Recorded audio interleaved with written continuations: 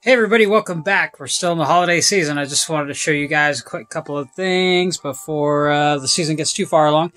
First, I wanted to show you my Hoth collection because it is kind of set up like a Christmas display, but it's up all year long. So I'll show you that real quick. I actually put this in video prior, probably about a year ago, but I haven't gone back to it and kind of done it again now that I have a little bit more following. So just want to show you this. Most of it's all vintage Star Wars. This is all vintage Star Wars. It's the old Rebel base you used to be able to get. Hoth base you used to be able to get from Sears. It was a Sears exclusive back in the day. They put out these kind of part plastic, part cardboard displays that you could buy. And of course the original AT-AT. They got some of the old original boxes on here for some of the stuff. Of course, I've got the box for the Snowspeeder, which you'll see a little further down. And the AT-AT and Darth Vader's TIE Fighter. And I didn't have any space for that Baby Yoda, so I just kind of stuck him in the corner. Nobody sticks Baby in the corner. But yeah, that baby got stuck in the corner. As you go along, there's another, the old Sears little play sets. Most of my Hoth troopers are complete, or a lot of them are complete. They got the skirts and the guns. The rest of them that don't have skirts, they do have the guns. So that's sweet, except for that guy. He's all yellow and by himself, and poor little snowtrooper. But yeah, no, actually this one's not a vintage one. That's a Power of the Force. How could I? But yeah, most of the rest of this stuff is all vintage, original stuff. Imperial attack base. And I've just got a couple. This one's just a shell of one of the play sets, but I thought I'd put it in as extra. It's kind of cool because the lights kind of shine through the bottom. So that's pretty sweet. Out of that styrofoam, that's not really set up. That's not what I'm going to be doing with it, but I got that to put in somewhere to kind of make the base somewhere. But that was, just an idea. There's some more. These are actually 95 Power of the Force 2, these two parts, but they didn't really make this thing in the vintage. And of course, you've seen my Luke snow globe before, but there's a real vintage Wampa back there, along with some of the vehicles you've seen before. That's the Rebel transport. There's the Snowspeeder. The Snowspeeder, I don't know if I have the batteries in it still, but it actually does some pretty cool stuff, how it lights up and makes noise. And then here is the inside of the Rebel base. Of course, this is Luke after he got attacked by the Wampa.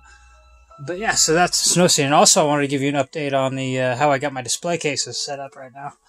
I changed the display cases so I could put in my sideshow Baby Yoda. So I stuck all my first 12 and the continuation of the first 21 together, along with my Secret War Spider-Man and Rock Lords, the slime back there in package. That was from the 80s. And then I got a little bit more. This is my vintage Star Wars collection mostly. But as you go along, you'll see I've mixed in a few modern stuff. If any of you are collectors of Star Wars, you kind of understand the significance of this shelf. This shelf is particularly interesting with the different Sith Lords and Jedi Knights that you see amongst there. This was actually Darth Plagueis. That was the Emperor Palpatine's master in the old canon storyline. He actually talks about him in Episode 3. Moving on, I got to put all my droids together, all my droids figures together, and then wrap the package one kind of around the corner. And then I'm moving down here. It's got my McQuarrie Luke Skywalker with my Mandalorians and the Baby Yoda. And then, yeah, I had to move everything around so I could fit this Baby Yoda into the display. So all of this is because of you, Baby Yoda. I'm sure he's real appreciative. And then moving along, got more Mandalorians. I guess I got them kind of surrounded here to protect the baby. And then here's my Empire Strikes Back shelf. All stuff from Empire Strikes Back. And then continue on to the finish of the vintage set. Well, most of it. And there's a little bit more below that, but we're going to kind of go along here. This is one of my favorite statues of all time. This was Ventress and Count Dooku.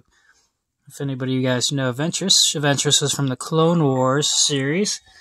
And I have another one of her over here, partnered up with my Mara Jade and my signed Boba Fett and Jaina Solo back there. And of course, a little bit more Mandalorian stuff mixed in with a couple other cool guys. And then I put a different weird odds and ends of vintage Star Wars stuff in the bottoms of these cases, along with some other things.